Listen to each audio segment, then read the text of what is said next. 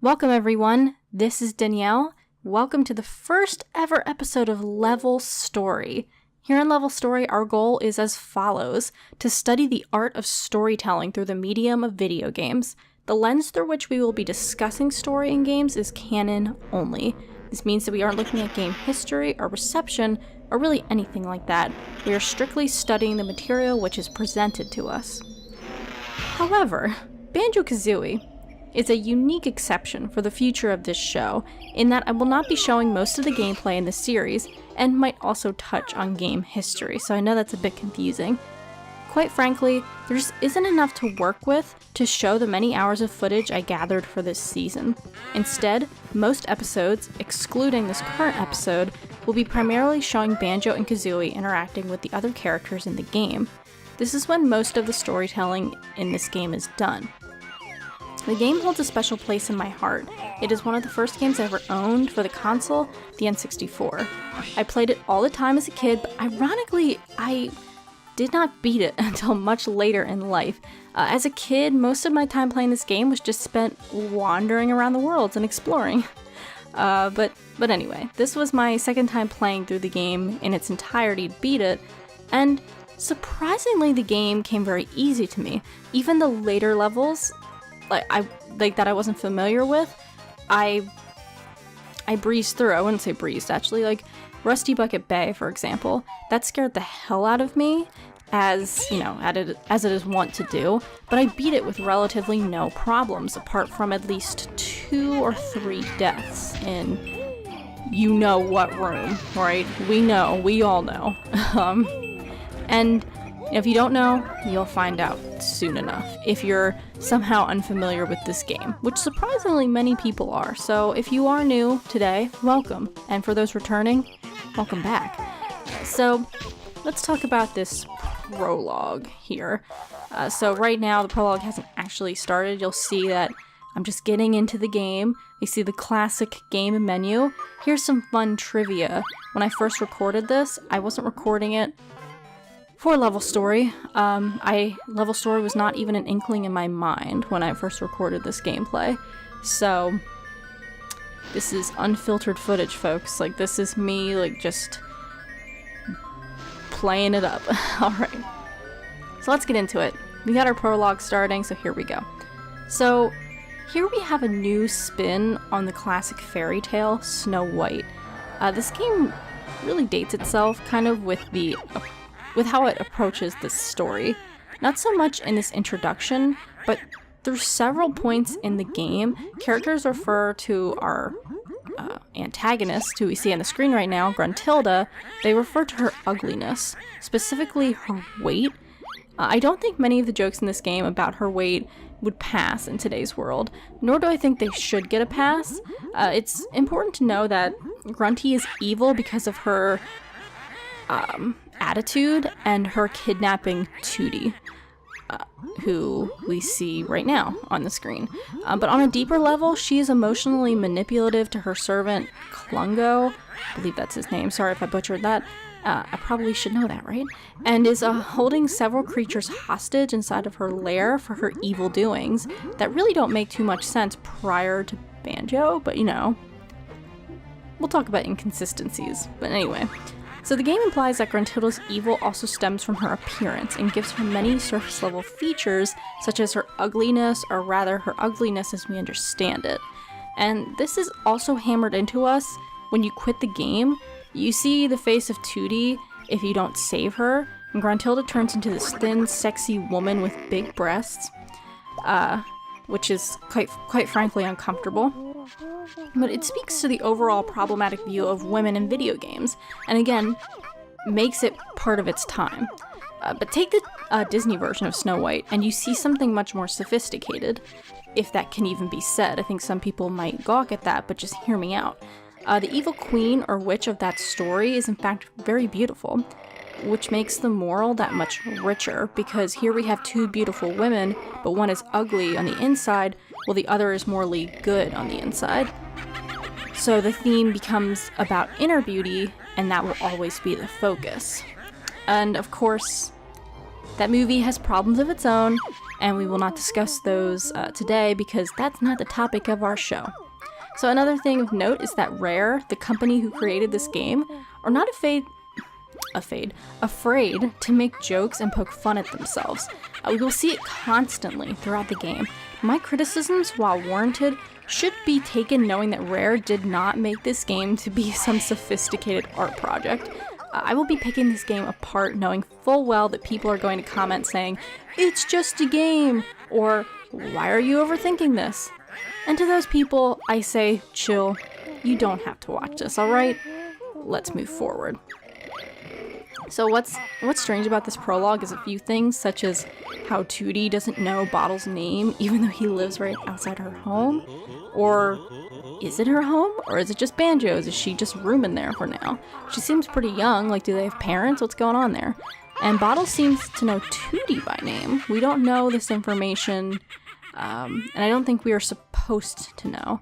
Again, this game is of its time. It is giving us the bare minimum of a... Did you hear that? Anyway, it is giving us the bare minimum of a story because its main focus is the gameplay and visuals. The story exists to heighten these mechanics and give us a purpose. It provides a goal to work towards instead of aimlessly wandering around. So continuing, what is also confusing is that Bottles doesn't seem to know Banjo either, as he thinks the witch is Banjo flying towards him and Tootie. And it isn't explained if Bottles truly knows Banjo. Like, if he did, why would Banjo be riding a broom? Or, and why did he exit the lair of the evil witch? It's hard to miss the evil witch head there, carved in the rock, and more importantly, what is the relationship between the morally good characters and the witch? What was life like in Spiral Mountain before Gruntilda kidnapped Tootie? And as much as I'd like to answer that question, there's just nothing to shed light on it in this game, so let's press forward. One thing of note, as you'll see, is that I did the tutorial for this game, which I'm kind of glad I did at this point because it gives me time to really talk about this game a bit more in this first episode, talk about level story a bit more. But I did not want to do this tutorial. I clicked A by accident, or confirm by accident, and so you should know that, like, as I was doing this tutorial, I was going, quite frankly, insane, because I was like, I already know how to do this stuff. I don't want to learn it again. Ugh, I was so frustrated. But it ended up turning out alright in the end. I'm glad I did it. So, pressing on. So, Banjo Kazooie's story is very surface level. Like, I feel like that's not a crazy statement to make. That is just a fact that we have to accept while watching and playing and discussing this game. It can't be avoided. It may seem strange as to why a game with such little story is being discussed on a show all about story and gaming, but if you have any doubts about that, please refer to my prologue episode, which you can find a link to on the screen at this time, in the video description, and in the Season 1 playlist linked at the end of this video. I talk about all my decisions, including the one to include this game in the series. It's a fun time. It's a fun prologue. You should watch it. So, it's at this point of the game, Banjo's exploring his home, and the player gets a tutorial. It's fun, and again, I played this purely for fun, this part, so, again, did not mean to record this tutorial, but it's not a big deal. Also, I should also mention that I recorded this section and then the next episode section at the same time. I was playing kind of because, like, just for an experiment. I was actually still playing Banjo Tooie at this time. I'd never really played that game much as a kid, even though I owned it, and I'd never even come close to beating it. And one thing you should know is that you've never played that game, or this game.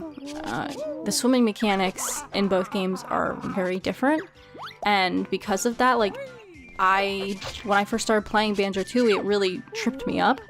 And so when I started playing this game and realized, oh, that's right, I have to swim, I didn't want to keep playing it because I didn't want to mess up what I had relearned for Banjo Tooie, like relearning the swimming mechanics, but that has nothing to do with level story. It's just a tangent that I'm going on. We're going there, folks. But anyway, I want to take this time to define a fairy tale, what it is, and how this game fits perfectly into that mold. So in the Bedford Glossary of Critical and Literary Terms, fairy tale is defined as Often beginning once upon a time in an unspecified setting. It features flat characters and involves magic, talking animals, disguises or physical transformation, and prohibitions or taboos. Fairy tales also employ motives such as cruel stepmothers, fairy godmothers, and prolonged sleeps, and address the theme of good versus evil.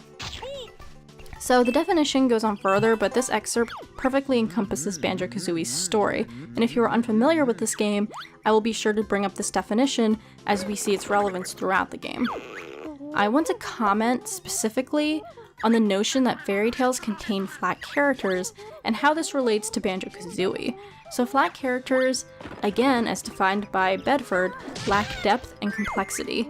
They tend to be caricatures defined by a single idea or quality whose essences can be summed up in a sentence. Banjo is the heroic and level-headed bear. Kazooie is the smart-ass sidekick bird. There isn't anything more to these characters beside that. One thing also associated with fairy tales are children's stories as we know them, though it is a fairly new idea that fairy tales are only for children, but that is not a topic for this discussion, is Gruntilda's rhyming. Gruntilda's rhyming is ever present in this game. She is always rhyming. It's a key trait that she has. In this game only, she rhymes for a bit in Banjo Tooie, the second game, but is told to stop by other characters. Her rhyming brings a lot of charm to this game, and it makes it even more fairy tale-esque. I really appreciate it.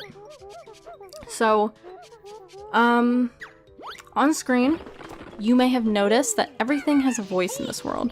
The rocks Banjo smashes have eyes, which makes me question if they are alive and if Banjo is killing them, but moving forward, when Banjo picks up an object, it introduces itself to him, such as the honeycomb energy piece. This is the interaction we see throughout the game continuously, and it will be the material we can use to frame our minuscule narrative. It is important as we play this game to understand that while the story itself leaves more to be desired, storytelling is occurring all around us through this game, and through the gameplay and the music. Notice how the music changes when you step on the bridge. We haven't actually gotten there yet, but when we go up to Gruntilda's lair, you'll notice that the music changes. The music changes also when you go underwater. It becomes this like ethereal track that's very relaxing. But then when you go up the mountain to Gruntilda's lair, it becomes very eerie, very scary. The game is telling a story with that, whether we realize it or not. It's like a subconscious art. It's the difference between literal storytelling, meaning the bare bones story of this game, versus video game language. So there's a great video that Lindsay Ellis put out. She is doing a series on Transformers, and she talks about women in the Transformers movies and the difference between how the story is told on paper versus how the story is told through a film perspective, through the language of film. Meaning, how are these women shot? Are we paying attention to their actions and their personality? Not really. We're paying attention to how they're shot. They're made to look sexy, and that's their important factor. The movie tells us that through film language. Well, Banjo Kazooie does a lot of that too. They do make Gruntilda, they try to make her look sexy in the only real way, I don't even know, but the game does it. Trust me, if you don't know the game, you'll see it. But the video game uses language, and the language I'm speaking of, more importantly, is the music. It's the gameplay. It's seeing these characters learn things through the gameplay. It sees them encountering new things through the music, and that is subconsciously telling us a story. And that's going to be a big topic of discussion this season of Level Story. And a topic of discussion that we might talk about it more when we get to games in the future, but primarily, Banjo Kazooie's story is not that good, and it's not all there. And so we have to rely on other techniques to get that story. So moving on though, we now see Banjo climbing up this mountain. Oh, what a treacherous mountain it is. He's with bottles. Excuse me for a second. The problems of having a show that you don't want to edit. This is all one take, folks, okay? I'm doing my best. Alright, so anyway, the video is coming to a close in a bit, but anyway, you'll notice that the music... let me turn it up for a second. Alright, so we saw that music, just so eerie. It says a lot about what's going on. It just builds up the anxiety of going to save your sister. It's great. But this scene you'll see here is with Tootie in the machine about to transform. So really, this scene is pointless.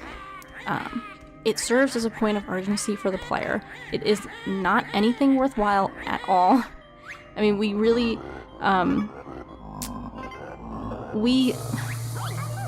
There's never any threat. Like, this scene only serves as a threat that this could happen to Tootie. But really, if Gruntilda wanted to do this, she could have done it a long time ago. Like, the game, there's no restriction on this game. There's never a point where it's like, you're running out of time for your sister. There's never pressure like that. And so, because of that, like, you get to explore, you get to do other things. That's the point. But it doesn't really help the story all that much now, does it? So, we don't really have time to discuss what just happened, but we saw Banjo and Kazooie pick up a puzzle piece. But we will definitely be discussing puzzle pieces in the future. One thing I can discuss is puzzle pieces and how they're used to piece together, get it, this story for us. We literally use puzzle pieces to gain access to other worlds in the game. And this is really, again, a subconscious form of storytelling. We're putting pieces together to find our way to different worlds. We have to work to do that, and as the game goes on, you'll find that you have tools that make it easier and easier to fill in these puzzles. So for example, manually adding them versus manually adding them one by one, or adding them one at a time.